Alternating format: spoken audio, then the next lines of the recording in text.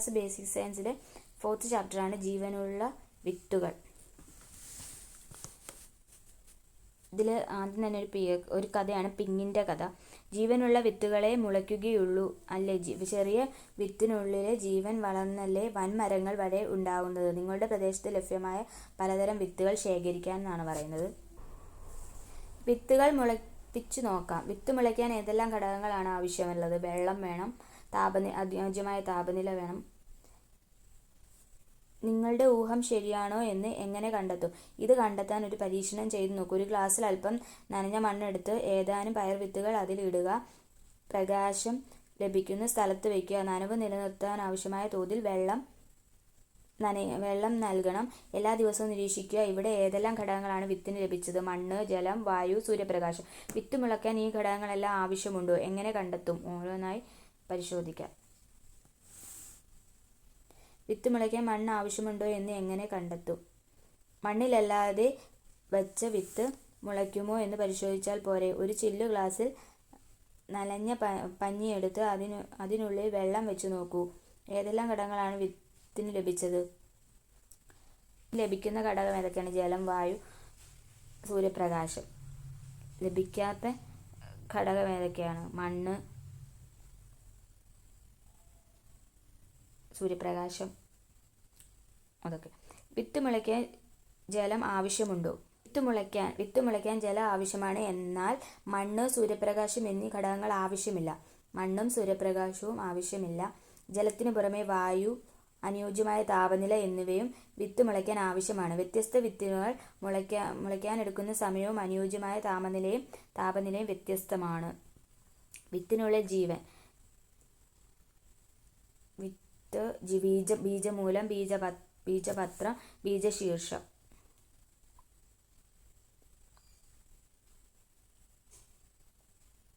ആദ്യം പുറത്തു വരുന്ന ബീജമൂലം പുറത്തു വരുന്നു, പിന്നീട് ബീജശീർഷം വരുന്നു. പിന്നെ ബീജമൂലം എന്തായിട്ട് മാറുന്നു? ചെടിയുടെ വേരായി മാറുന്നു. ബീജശീർഷം തണ്ടും ഇലകളും ഒക്കെ ആയിട്ട് മാറുകയാണ് ചെയ്യുന്നത്. നന്നായി വളരുന്ന ചെടിക്ക് ഏതെല്ലാം ഘടകങ്ങളാണ് ലഭിച്ചത്? സൂര്യപ്രകാശം, വായു, വെള്ളം ഒക്കെ. ഹൈഡ്രോപോണിക്സ് എന്താണ്? ഹൈഡ്രോപോണിക്സ് മണ്ണില്ലാതെയും സസ്യങ്ങൾ വളർത്തുന്ന നൂതന രീതിയാണ് ഹൈഡ്രോപോണിക്സ് എന്ന് പറയുന്നത്. ഈ കൃഷി രീതിയിൽ മണ്ണിന് പകരം പോഷക ലായനിയിൽ സസ്യങ്ങൾ വളർത്തുകയാണ് ചെയ്യുന്നത്.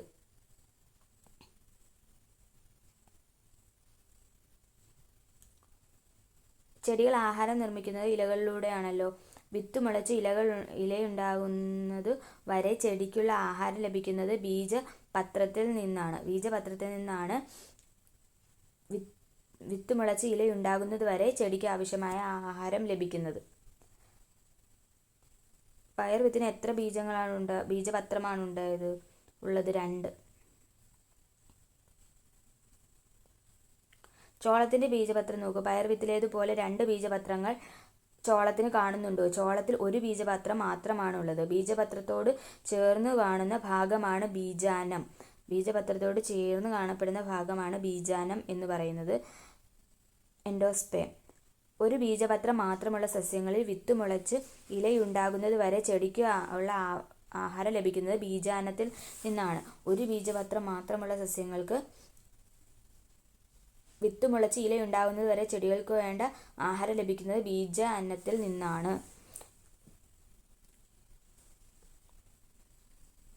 വിത്ത് മുളയ്ക്കൽ, സീഡ് ജെർമിനേഷൻ എന്താണെന്ന് നോക്കാം. വിത്ത് കുതിർന്ന് പുറന്തോട് പൊട്ടുന്നു. ആദ്യം ബീജമൂലവും അഥവാ റാഡിക്കൽ, പിന്നീട് ബീജശീർഷം, പ്ലൂമൂളാണ് ബീജശീർഷം. ആദ്യം ബീജമൂലവും പിന്നീട് ബീജശീർഷവും പുറത്തു വരുന്നു. ബീജമൂലം ചെടിയുടെ വേരായി മാറുന്നു. ബീജശീർഷം തണ്ടും ഇലയുമായി മാറുന്നു. പൂർണ്ണതോതിൽ പ്രകാശ സംശ്ലേഷണം നടക്കുന്നത് വരെ ബീജപത്രത്തിലോ ബീജാന്നത്തിലോ കരുതി വെച്ച ആഹാരമാണ് വളർന്നു വരുന്ന സസ്യം ഉപയോഗിക്കുന്നത്.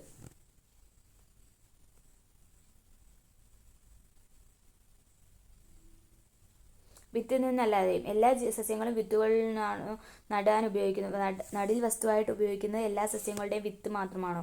ചെമ്പരത്തി, നിശാഗന്ധി, കൃഷ്ണകിരീടം, ഇലമുളച്ചിയൊക്കെ. ഈ ചിത്രത്തിൽ കാണുന്ന സസ്യങ്ങൾ ഏതു വിഭാഗത്തിൽ ഏതു ഭാഗത്തു നിന്നാണ് പുതിയ സസ്യങ്ങൾ ഉണ്ടാക്കുന്നത്?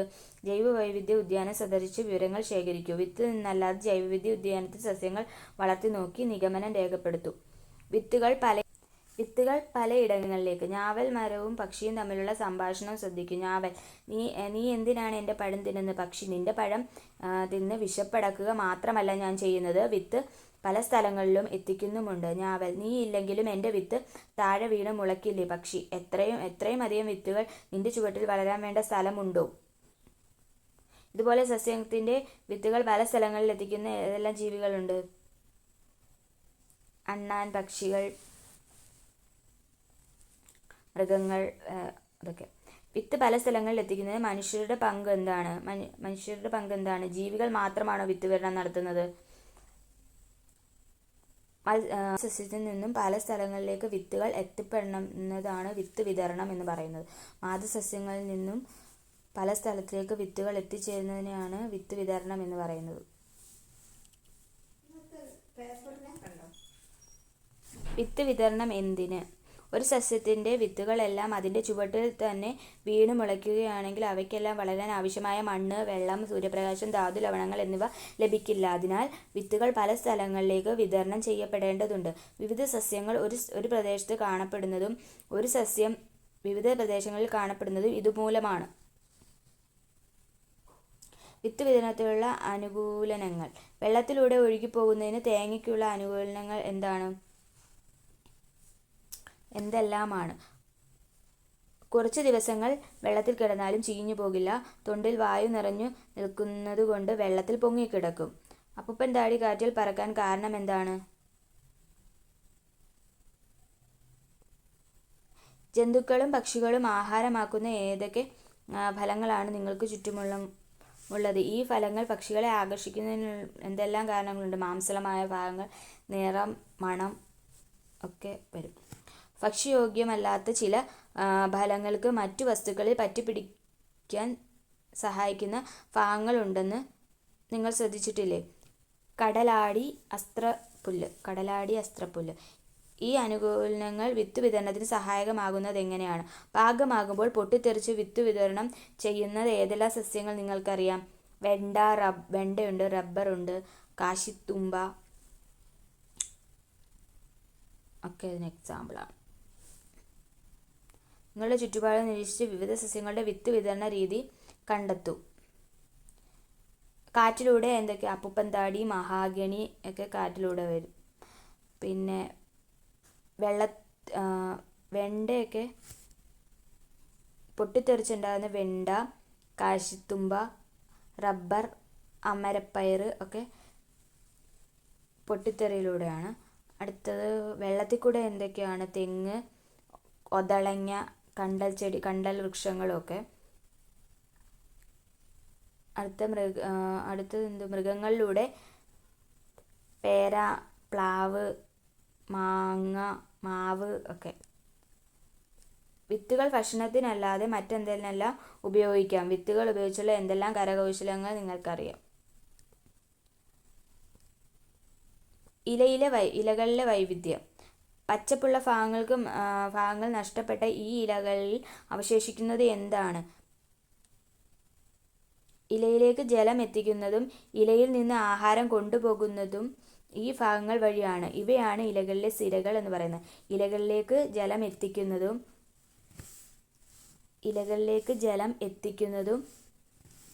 ഇലകളിൽ നിന്ന് ആഹാരം കൊണ്ടുപോകുന്നതും ഈ ഭാഗങ്ങൾ വഴിയാണ്. ഇവയാണ് ഇലകളിലെ സിരകൾ എന്ന് പറയുന്നത്. രണ്ട് ഇലകളിലെയും സിരകൾ വിന്യസിച്ചിരിക്കുന്നത് ഒരുപോലെയാണോ?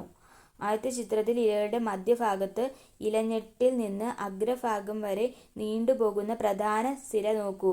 അതിൽ നിന്നു പുറപ്പെടുന്ന അനേകം ചെറിയ ശാഖകൾ പരസ്പരം ബന്ധപ്പെട്ട് വലക്കണ്ണികൾ പോലെ കിടക്കുന്നത് കണ്ടില്ലേ?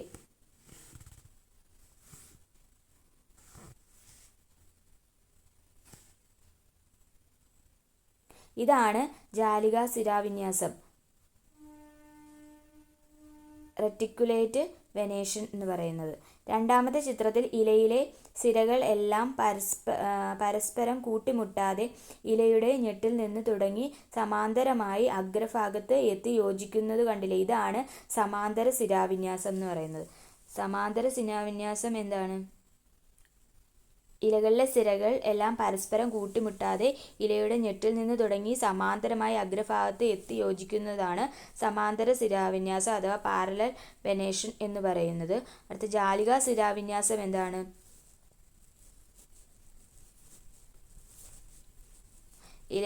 ഇലയുടെ മധ്യഭാഗത്ത് ഇലഞ്ഞെട്ടിൽ നിന്ന് അഗ്രഭാഗം വരെ നീണ്ടുപോകുന്ന ഒരു പ്രധാന സിര കാണും. അതിൽ നിന്നും പുറപ്പെടുന്ന അനേകം ചെറിയ ശാഖകൾ പരസ്പരം ബന്ധപ്പെട്ട് വലക്കണ്ണികൾ പോലെ കിടക്കുന്നതാണ് ജാലികാ ശിരാവിന്യാസം എന്ന് പറയുന്നത്.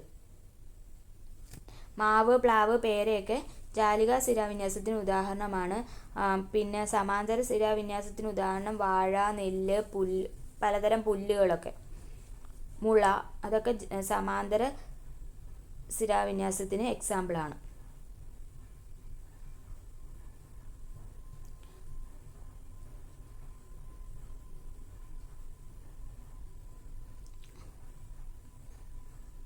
അടുത്ത വേരുകളാണ്. പ്ലാവിൻ്റെയും പുൽച്ചെടിയുടെയും വേര് നോക്കി. പ്ലാവിൻ്റെ വേരിൻ്റെ പ്രത്യേകത എന്ത്? പ്ലാവിൻ്റെ വേരിൽ നിന്നും പുൽച്ചെടിയുടെ വേര് എങ്ങനെ വ്യത്യാസപ്പെട്ടിരിക്കുന്നു? പ്ലാവിലെ വേരുപടലങ്ങൾ കാണ്ഡത്തിൽ നിന്ന് താഴോട്ട് വളർന്നിരിക്കുന്ന വലിപ്പം കൂടിയ ഒരു വേര് കാണുന്നില്ല. ഈ വേരാണ് തായ്വേര് അഥവാ ടാപ്പ് റൂട്ട് എന്ന് പറയുന്നത്. വേരുപടലത്തിൽ കാണ്ഡത്തിൽ നിന്ന് താഴോട്ട് വളർന്നിരിക്കുന്ന വലിപ്പം കൂടിയ ഒരു വേരിനെയാണ് തായ്വേര് എന്ന് പറയുന്നത്. ഈ വേരിൽ നിന്നല്ലേ മറ്റു ചെറിയ വേരുകൾ വളർന്നിരിക്കുന്നത്. പുൽച്ചെടിയുടെ വേരുപടലത്തിൽ പ്ലാവിലേതുപോലെ വലിപ്പമുള്ള ഒരു പ്രധാന വേര് കാണുന്നില്ല. കാണ്ഡത്തിന്റെ ചുവട്ടിൽ നിന്ന് താഴോട്ട് വളരുന്ന ഒരു തായ്വേരും അതിൽ നിന്ന് വളരുന്ന ശാഖാവേരുകളും ചേർന്ന് കാണപ്പെടുന്ന വേരുപടലമാണ് തായ്വേരുപടലം അഥവാ ടാപ്പ് റൂട്ട് സിസ്റ്റം എന്ന് പറയുന്നത്. കാണ്ഡത്തിന്റെ ചുവട്ടിൽ നിന്നും താഴോട്ട് വളരുന്ന ഒരു തായ്വേരും അതിൽ നിന്ന് വളരുന്ന അനേകം ശാഖാവേരുകളും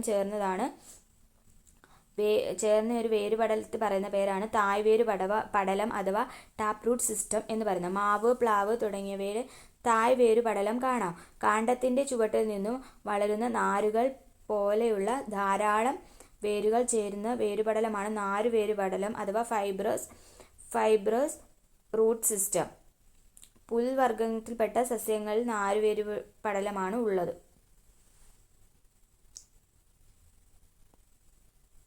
ഇങ്ങനെയും ചില വേരുകൾ സാധാരണയായി ബീജമൂലം വളർന്നാണ് വേരുകളായി മാറുന്നതെങ്കിൽ തണ്ടിൽ നിന്നും ശിഖരങ്ങളിൽ നിന്നും ചില വേരുകൾ ഉണ്ടാകാറുണ്ട്. താങ്ങുവേര് അഥവാ പ്രോപ്പ് റൂട്ട്, പൊയ്കാൽ വേര് അഥവാ സ്റ്റിൽറ്റ് റൂട്ട്, പറ്റുവേര് അഥവാ ക്ലൈംബിംഗ് റൂട്ട് എന്നൊക്കെയാണ് ഇവയെ അറിയപ്പെടുന്നത്. കണ്ടൽ ചെടിയിൽ കാണുന്ന പ്രത്യേകതരം വേരുകളാണ് ശ്വസന വേരുകൾ, ന്യൂമാറ്റോഫെറസ്. ഈ വേരിന്റെ അഗ്രഭാഗം മണ്ണിൽ നിന്ന് അന്തരീക്ഷത്തിലേക്ക് ഉയർന്നു നിൽക്കും. വാതക വിനിമയത്തിന് സഹായിക്കുന്നതുകൊണ്ട് ഇവ ശ്വസന വേര് എന്നറിയപ്പെടുന്നു. വാതക വിനിമയത്തിന് വേണ്ടി സഹായിക്കുന്നതാണ് കണ്ടൽ ചെടികളുടെ ശ്വസന വേര്. ഇവ ആണെങ്കിൽ വെള്ളത്തിൽ നിന്നും മുകളിലോട്ട് മണ്ണിൽ നിന്ന് അന്തരീക്ഷത്തിലേക്ക് ഉയർന്നു നിൽക്കും.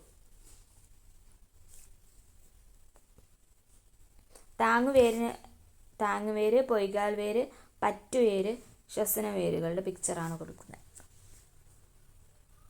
ഏകബീജപത്ര സസ്യങ്ങളും ദ്വിബീജപത്ര സസ്യങ്ങളും. ചിത്രങ്ങൾ നിരീക്ഷിച്ച് രണ്ടു കൂട്ടം ചിത്രങ്ങളിലെയും വേര്, ഇല, തണ്ട്, ബീജപത്രങ്ങളുടെ എണ്ണം എന്നിവയിലുള്ള വ്യത്യാസം കണ്ടെത്താമെന്നാണ് പറയുന്നത്.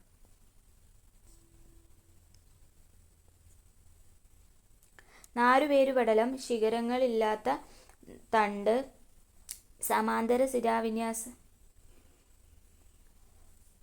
ശിരാവിന്യാസമുള്ള ഇലകൾ എന്നിവ ഏകബീജപത്ര സസ്യത്തിന്റെ സവിശേഷതകളാണ്. നാരുവേര് പടലമായിരിക്കും, ശിഖരങ്ങളില്ലാത്ത തണ്ടായിരിക്കും, സമാന്തര ശിരാവിന്യാസമുള്ള ഇലകളായിരിക്കും. ഇവയൊക്കെ ഏകബീജപത്ര സസ്യങ്ങളുടെ സവിശേഷതയാണ്. തായ്വേരു പടലം, ശിഖരങ്ങളോടുകൂടിയ തണ്ട്, ജാലിക ശിരാവിന്യാസമുള്ള ഇലകൾ എന്നിവ ദ്വിബീജപത്ര സസ്യങ്ങളുടെ പ്രത്യേകതയാണ്. വേരും ഇലയും തമ്മിൽ ഇത്തരത്തിലുള്ള ബന്ധം കാണിക്കാത്ത ചില സസ്യങ്ങളും നമ്മുടെ ചുറ്റുപാടിൽ കാണാൻ സാധിക്കും. അതിനുദാഹരണമാണ് ചേമ്പ്, ചേന എന്നിവ. കുറ്റിയേറ്റ് പോകാതെ പല പ്രദേശങ്ങളിലും മുമ്പ് ഉണ്ടായിരുന്നതും ഇപ്പോൾ എണ്ണത്തിൽ കുറവ് വന്നിട്ടുള്ളതുമായ സസ്യങ്ങളുടെ ചിത്രങ്ങളാണ്. നോക്കൂ, മുള്ളിലം, തുമ്പ. ഇതുപോലെ നിങ്ങളുടെ നാട്ടിലെ എണ്ണത്തിൽ കുറവ് സംഭവിക്കുന്ന സസ്യങ്ങൾ ഏതൊക്കെയാണ്? ഇത്തരം സസ്യങ്ങളെ കണ്ടെത്താനാണ് പറയുന്നത്. ജീവികൾ എണ്ണത്തിൽ കുറഞ്ഞ് അവ ഭൂമിയിൽ നിന്ന് ഇല്ലാതാകുന്നതാണ് വംശനാശം എന്ന് പറയുന്നത്. ജീവികളുടെ സ്വാഭാവിക ആവാസം നശിക്കുന്നതാണ് ഇതിനൊരു കാരണം. സ്വാഭാവിക ആവാസങ്ങൾ സംരക്ഷിക്കേണ്ടത് ജീവികളുടെയും നിലനിൽപ്പിന് ആവശ്യമാണ്. ഇത്രയായിരുന്നു ചാപ്റ്റർ. Thank you.